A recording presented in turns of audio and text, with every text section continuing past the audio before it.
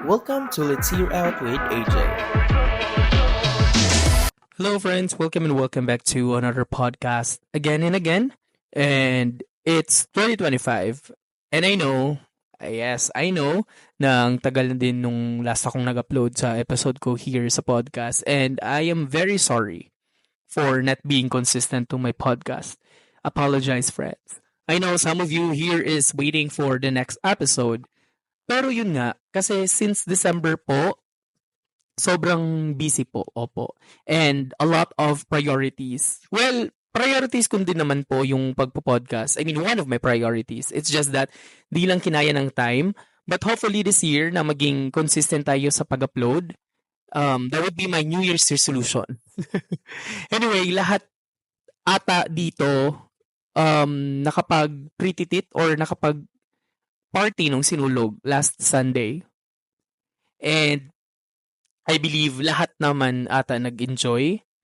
And some of them is nagsimba pa dun sa Santo Niño Church. And I think lahat ata nag-enjoy, nakipag-party. Especially sa mga tao na dumayo pa sa malalayong lugar.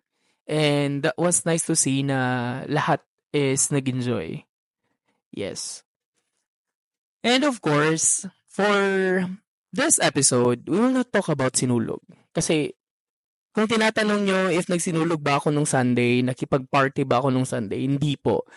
Timbahay po tayo dito, opo, kasi di na po kaya na maglakad ng matagal, tsaka sobrang dami talaga din ng tao. Pero ang saya naman makita na lahat ng Cebuano nag-enjoy nung party. Well, for today's episode, we will talk about the two types of friends. So, actually, short story, today was my best friend's 25th birthday. So, happy birthday me in heaven.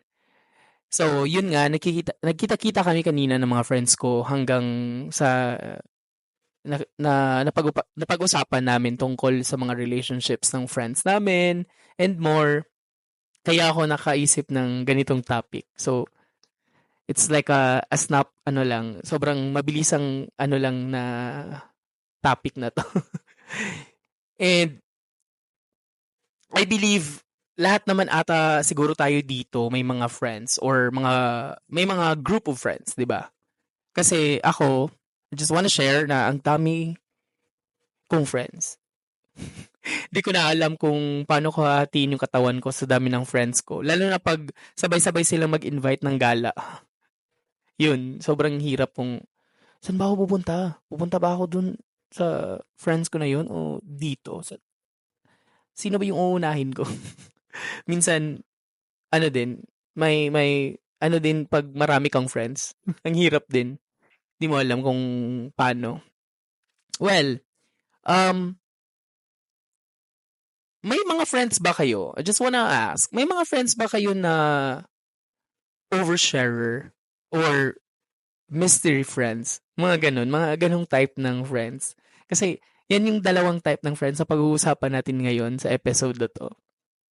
We will talk about the type of friends. Ulit-ulit.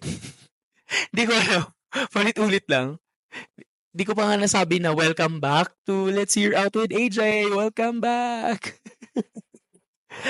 Yun nga. So, ngayon, pag-uusapan natin ng isang topic na siguradong makaka-relate ang marami sa atin. Ang dynamics sa pagitan ng dalawang yung magkaibang klase ng kaibigan ba? So, we were talking about the oversharer at ang mystery friend. Alam niyo yung tipo ng kaibigan na nagbibigay ng play-by-play sa kanilang love life at yung kaibigan na sobrang private kaya hindi mo alam na in relationship pala sila hanggat nakita mo ang breakup post nila or story or my day.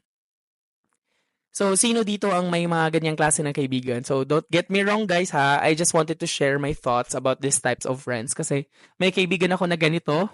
Oo. If you also have this type of friends, please leave a comment. And let's see kung magkapareho ba tayo na may mga friends na ganito? Anyway, simulan natin sa pag-paint ng clear picture. Ang oversharer ay yung kaibigan na nagkukwento sa lahat. As in lahat. Mula sa first text exchange nila ng crush niya hanggang sa mga detalye ng kanilang dates, away, at pati heartbreaks. You feel deeply connected sa kwento nila dahil nasubaybayan mo ito bawat hakbang.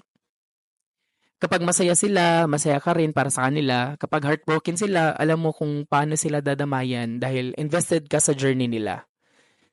Sa kabilang banda naman, nandyan ang mystery friend.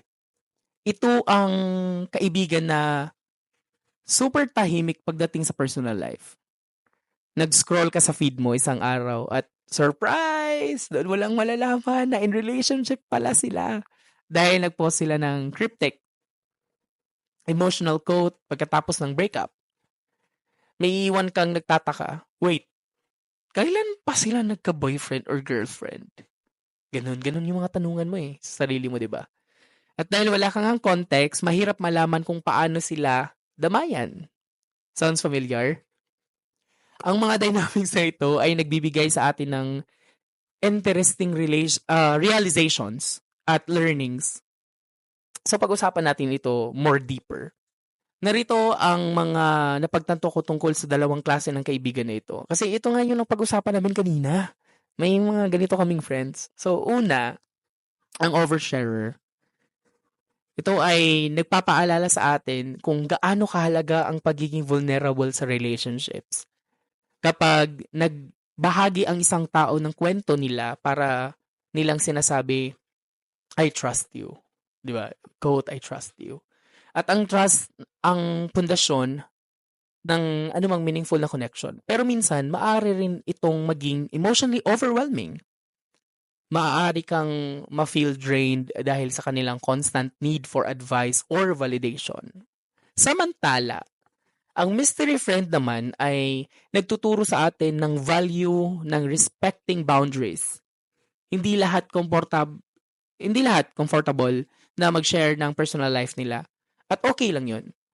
Paalala ito na iba-iba ang paraan ng mga tao sa pag-handle ng mga emotions at communication. Pero bilang kaibigan, maaaring maging mahirap ito dahil gusto mo silang suportahan pero parang naiwan ka sa dilim. Parang gano'n na situation. May mga ilang sayings or lessons na maaari nating mapulot mula sa mga ganitong klase na kaibigan. 'Di ba may saying na sharing is caring but balance is the key. Ito ay para sa mga oversharer ha. Maganda ang pagiging open pero mahalaga rin na magbigay ng space para sa sarili at sa iba. Hindi kailangang i-share ang bawat detalye at okay lang 'yon. Sa mga mystery friend naman, may sayings din na silence isn't secrecy, it's personal choice.